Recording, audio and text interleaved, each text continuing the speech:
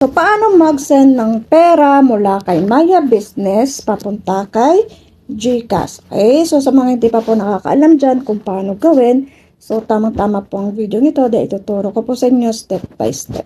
Okay, huwag po kayo mag-skip para po maintindihan nyo na klaro. Okay, so nandito tayo sa ating Maya Business Wallet. So dito sa may wallet, so makikita nyo yung available balance natin dito. Okay, so dito ay click nyo lang po yung deposit to bank. Ayan, so click natin yan. Okay, next, dito po tayo kasunod mapupunta, no? So dito po ay pwede daw tayong mag-send from 5 pesos to 50,000 pesos. Okay? Tapos, dito naman po sa transfer to this account, so choose bank, yun ang yung GCash. So, dito lagay nyo muna kung magkano yung isi-send ninyo.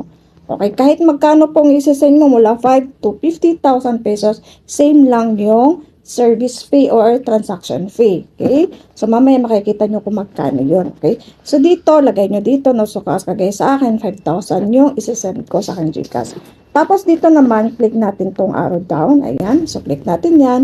So, dito tayo mapupunta. So, hanapin nyo lang po itong G-Exchange no GCash. Ayan. So, nasa kalagitnaan po yan. So, scroll down lang po kayo hanggang sa makita nyo to. Okay? So, next ay dito po. So, lagay po natin yung account number ng ating GCash, no? So, make sure po na hindi tayo magkamali ng number para hindi po maligaw yung ating pera.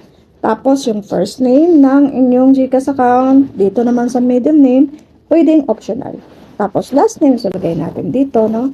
Tapos, dito naman sa customer cellphone number, ayan, dito sa customer cellphone number, same lang sa number mo sa GCash. Sa akin kasi same lang ang nilagay ko.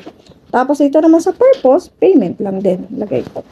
Tapos, dito, optional lang din sa remarks. Tapos, next. So, ganun lang po, no? Kung paano tayo mag-send ng pera mula kay Maya Business to GCash. Ayan. So, ito, review nyo muna bago ninyo i-confirm. So, dito po pala, no? Merong service fee na 10 pesos. Kahit magkano yan, hanggang 50,000, same lang yung service fee na ikakalta sa inyo. Okay, so, mapapansin nyo dito, 5,000, 10 na yung ikakaltas doon sa ating Maya Business, no? Tapos, to, yan. So, confirm lang natin. So, ganun lang siya, no? So, confirm, ayan. Tapos, kailangan ng OTP. So, kukunin nyo yung OTP mula sa Maya Business number ninyo. Tapos, lagay nyo dito, submit na. So, ganun lang. So, transaction is in process. Madali lang yan. Wala pang isang minuto, magre-reflect na ganyan sa GCash ninyo. Okay? So, sa akin dito, wala na siya. 60 pesos na lang yung natira.